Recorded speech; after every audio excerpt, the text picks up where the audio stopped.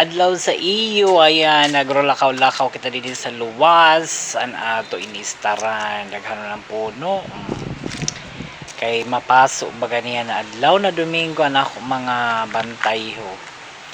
Yan, imod kita sin pili kay mapurot kita daghanon ang pili liwat.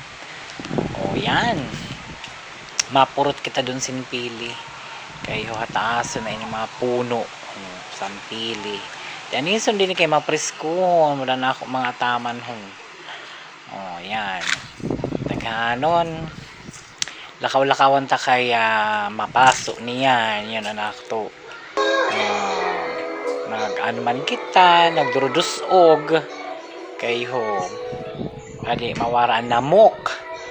Okay?